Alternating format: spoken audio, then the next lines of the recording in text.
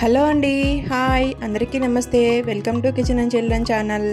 ఈరోజు వీడియో వచ్చేసి tiffin to lunch వరకు వ్లాగ్ చూపించబోతున్నాను. టిఫిన్లోకి చేసిన చట్నీతో లంచ్ ఎలా మ్యాచ్ చేసుకోవాలో చూపిస్తున్నాను. ముందుగా 2 గుప్పెళ్ళ పల్లీలను తీసుకొని పచ్చివాసన పోయే వరకు బాగా వేయించుకోవాలి. వాటిని పక్కన పెట్టుకొని ఒక బాండీ తీసుకొని 2 టేబుల్ స్పూన్ ఆయిల్ వేసుకొని మీ కారాన్ని తగినట్టుగా పచ్చిమిర్చిని వేసుకొని బాగా వేయించుకోవాలి ఆయిల్లో. ఇలా కొద్దిసేపు ఆయిల్లో వేగాక 4 ఆనియన్స్ తీసుకొని ఇలా సన్న ముక్కలా కట్ చేసుకొని వేసుకొని బాగా కలుపుకోవాలి. వీటిని కూడా కొద్దిసేపు వాటిపైన మూత పెట్టేసి బాగా వేయించుకోవాలి. ఈ చట్నీని మా సైడు శనక్కాయ చట్నీ అంటారు. ఇలా మూత పెట్టేసి బాగా వేయించుకోవాలి 5 మినిట్స్ పాటు. ఇలా 5 మినిట్స్ తర్వాత మూత తీసి చూస్తే బాగా వేగిపోయి ఉంటాయి. వీటిలో ఇప్పుడు 1 టేబుల్ స్పూన్ జీలకర్రను వేసుకొని బాగా కలుపుకోవాలి. ఇలా జీలకర్రను వేస్తే ఈ చట్నీ టేస్టీగా వస్తుంది. ఈ చట్నీ దోశలోకి, పులగంలోకి, వేడివేడి అన్నంలోకి చాలా మంచి కాంబినేషన్ చట్నీ అని చెప్పచ్చు. ఇలా 5 మినిట్స్ తర్వాత మూత తీసి చూస్తే ఆనియన్స్, పచ్చిమిర్చి బాగా వేగిపోయి ఉంటాయి. ఇప్పుడు వీటిలో 4 కానీ 5 కానీ టమాటాలను ఇలా ముక్కలా కట్ చేసుకొని వేసుకొని బాగా కలుపుకోవాలి. ఇలా కలుపుకున్నాక 1 టేబుల్ స్పూన్ పసుపును కూడా వేసుకోవాలి. ఇలా పసుపును వేసుకొని మళ్ళీ ఒకసారి బాగా కలుపుకోవాలి. ఇలా బాగా కలుపుకున్న తర్వాత వీటిపైన మూత పెట్టేసి ఒక 5 మినిట్స్ వరకు బాగా మగ్గించుకోవాలి. ఈ లోపల మనం వీటిలోకి కొద్దిగా చింతపండును నానబెట్టుకోవాలి. చూడండి, పచ్చిమిర్చి, ఆనియన్స్, టమాటాలు అన్నీ మగ్గిపోయి ఉన్నాయి. వీటిలో ఇప్పుడు 1 గ్లాస్ వాటర్ని వేసుకొని బాగా ఉడకబెట్టుకోవాలి.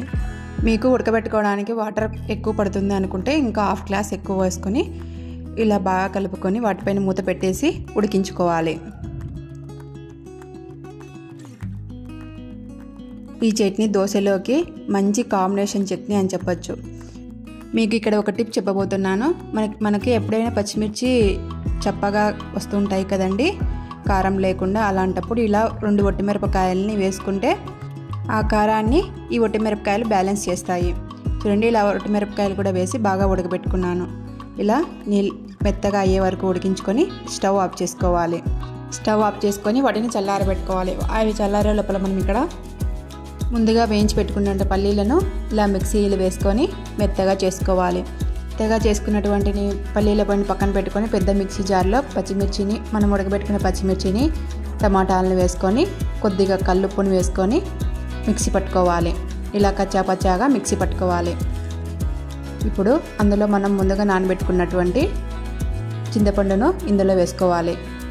చింతపండును కూడా వేసుకొని మనం ముందుగా మిక్సీ చేసి పెట్టుకున్న పల్లీల పొడిని కూడా వేసుకొని మిక్సీ పట్టుకోవాలి.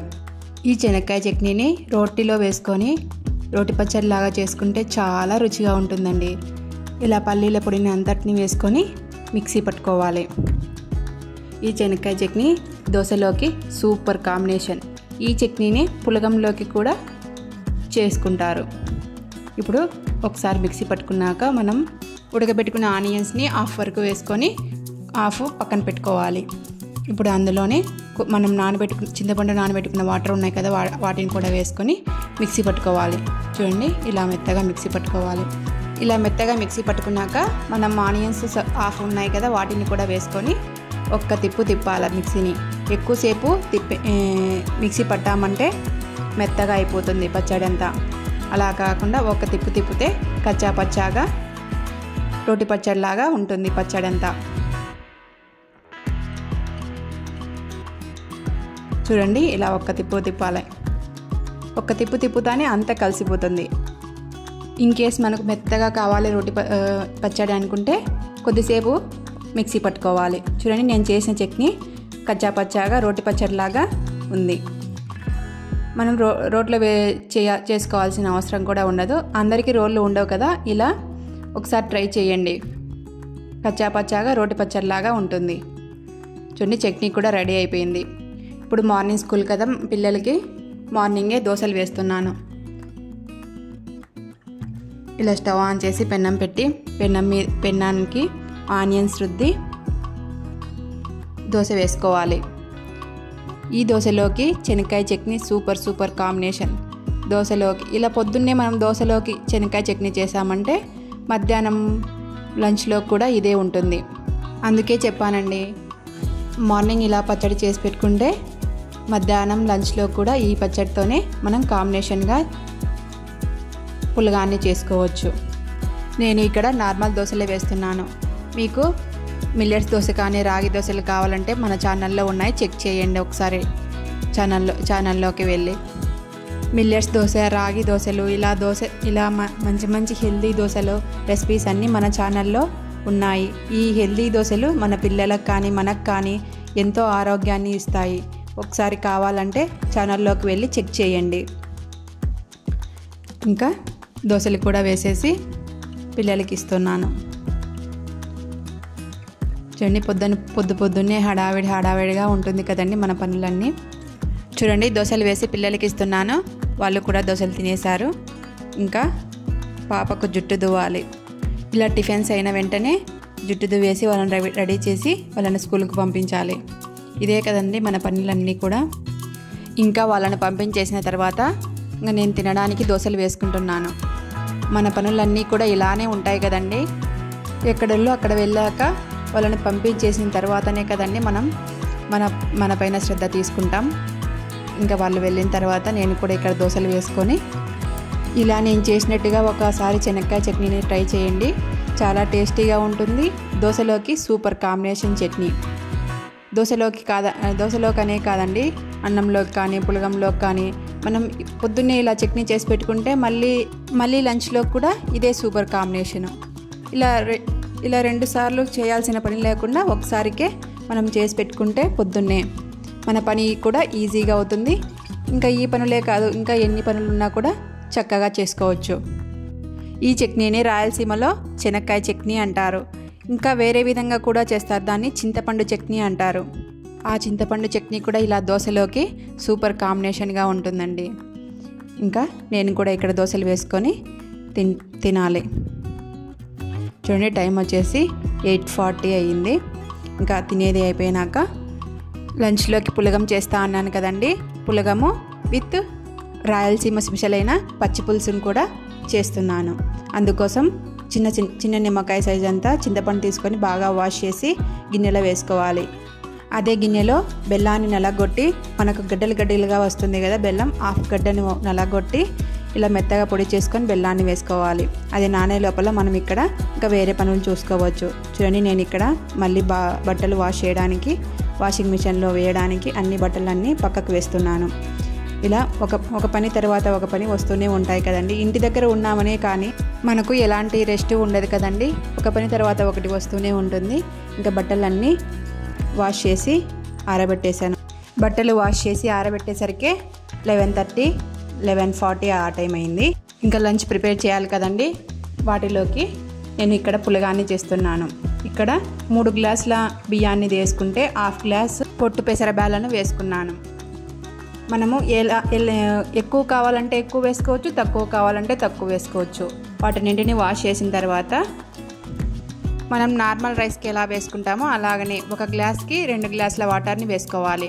మనం ఇప్పుడు ఎన్ని గ్లాసులు వేసుకోవాలో 3 గ్లాసుల బియ్యము, 1/2 గ్లాసు పెసర బ్యాలను వేసుకున్నాం కదా, మొత్తం 3.5 గ్లాస్ కదా, మనం 7 గ్లాసుల వాటర్ని వేసుకోవాలి. మీకు మెత్తగా కావాలనుకుంటే మెత్తగా కూడా వేసుకోవచ్చు. వీటిలో కొద్దిగా కల్లుప్పుని వేసుకొని ఒక హాఫ్ టేబుల్ స్పూన్ పసుపుని వేసుకొని ఇలా బాగా కలుపుకొని పక్కన పెట్టుకోవాలి. ఇంకా పచ్చి పులుసులోకి ఇక్కడ పుట్నాల పొడి పప్పును ప్రిపేర్ చేసుకున్నాం.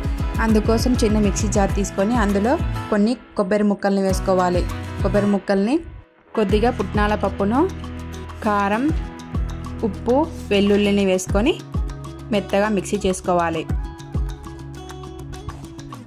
మిక్సీ చేసుకున్న తర్వాత మనం ముందుగా నానబెట్టుకున్నటువంటి చింతపండును, బెల్లం పొడిని ఇలా బాగా మెత్తగా చేసుకోవాలి. చింతపండును బాగా చేత్తో నులిపి వాటిలోకి చింతపండు రసాన్ని పక్కకు తీసుకోవాలి. ఇలా పక్కకు తీసుకున్నటువంటి చింతపండు రసంలో 1/2 టేబుల్ స్పూన్ పసుపును, కొద్దిగా కల్లుప్పును వేసుకోవాలి. ఇలా కల్లుప్పు వేసుకున్న తర్వాత మనం ముందుగా పొడి చేసుకున్నటువంటి పుట్నాల పొడి పప్పును ఇందులో వేసుకోవాలి. తర్వాత కొంచెం వైట్ పుట్నాల పొడిని ఇందులో వేసుకొని 1 టేబుల్ స్పూన్ బాగా కలుపుకోవాలి. చూడండి, ఇలా ఉండలు లేకుండా చేత్తో బాగా కలుపుకోవాలి. మనం ఈ లోపల పులగానికి వాటర్ వేసి గ్యాస్ మీద పెట్టుకున్నాం కదా, అది ఎసురు కాగి పొంగులాగా వచ్చింది. అన్నం రైస్ కూడా ఆల్మోస్ట్ అయిపోవచ్చింది. వాటిని ఒకసారి బాగా కలుపుకోవాలి. తర్వాత ఇక్కడ పచ్చిపులుసు తర్వాతలోకి 2 ఆనియన్స్ నీళ్ళ ముక్కలుగా కట్ చేసుకొని పక్కన పెట్టుకోవాలి. ఇప్పుడు ఒక చిన్న గిన్నె తీసుకొని అందులో 2 టేబుల్ స్పూన్ ఆయిల్ వేసుకోవాలి. ఆయిల్ వేడైనాక 1 టేబుల్ స్పూన్ ఆవాలు, 1 టేబుల్ స్పూన్ జీలకర్ర, 2 ఒట్టిమిరపకాయలు వేసుకొని బాగా వేయించుకోవాలి. అవి కూడా వేగాక 2 ఆనియన్స్ నీళ్ళ ముక్కలుగా కట్ చేసుకున్నాం కదా, వాటిని కూడా వేసుకొని బాగా కలుపుకోవాలి. కొద్దిగా కరివేపాకును కూడా వేసుకొని బాగా కలుపుకోవాలి. వీటన్నింటిని ఎక్కువ వేయించుకోకుండా మీడియం వరకు వేయించుకొని వాటిలో పచ్చిపులుసును వేసుకోవాలి. చూడండి, నేను మీడియం వరకు వేయించుకున్న తర్వాత పచ్చిపులుసును వేసుకుంటున్నాను. ఎక్కువ పోపు వేగితే పచ్చిపులుసు టేస్ట్గా ఉండదు. అందుకోసం పచ్చిపులుసు కోసం కొద్దిగా ఒక 2 మినిట్స్ వేయించుకున్న తర్వాత ఆనియన్స్ని పచ్చిపులుసు వేయాలి. అందులో పచ్చిపులుసును కూడా వేసుకొని బాగా కలుపుకోవాలి. ఇలా కలుపుకున్న తర్వాత వాటిపైన మూత పెట్టి ఒక పొంగు వచ్చే వరకు స్టవ్ మీద పెట్టుకొని ఆఫ్ చేసుకోవాలి. అంతలోపల మనకి ఇక్కడ పులగం కూడా రెడీ అయిపోయింది. మా సైడు పులగం అంటారు, మీ సైడ్ ఏమంటారో కామెంట్లో చెప్పండి. ఇంకా పులగం కూడా కాస్త మగ్గితే పులగం కూడా రెడీ అయిపోయింది. ఇక్కడ పచ్చిపులుసు చూడండి, ఒక పొంగు వచ్చింది. వాటిని ఒకసారి బాగా కలుపుకొని 2 మినిట్స్ వరకు ఉడికించుకొని స్టవ్ ఆఫ్ చేసుకోవాలి. ఇంకా లాస్ట్లో కొత్తిమీరని కూడా చల్లుకొని స్టవ్ ఆఫ్ చేసుకోవాలి. కొత్తిమీరని కూడా వేసుకొని బాగా కలుపుకొని 2 మినిట్స్ ఉడికించుకొని స్టవ్ ఆఫ్ చేసుకోవాలి. చూడండి, 2 మినిట్స్ ఉడికించి స్టవ్ ఆఫ్ చేశాను. వేడి వేడి పులగం పచ్చిపులుసు రెడీ అయిపోయాయి. వేడి వేడి పులగం, మార్నింగ్ చేసిన శనక్కాయ చట్నీ, పచ్చిపులుసు, నెయ్యి, పెరుగు, ఇంకేం కావాలండి. వేడి వేడిగా మధ్యాహ్నం వంట కూడా రెడీ అయిపోయింది. ఈ వీడియో మీకు నచ్చినట్లయితే లైక్, షేర్, సబ్స్క్రైబ్ చేసుకోండి. మా ఛానల్ని ఆదరించండి. ఈ వ్లాగ్లో నేను ఇంట్లో వంటను, ఇంట్లో పనులను ఎలా మేనేజ్ చేసుకుంటానో చూపించాను. నచ్చితే లైక్ చేయండి, షేర్ చేయండి. Thank you.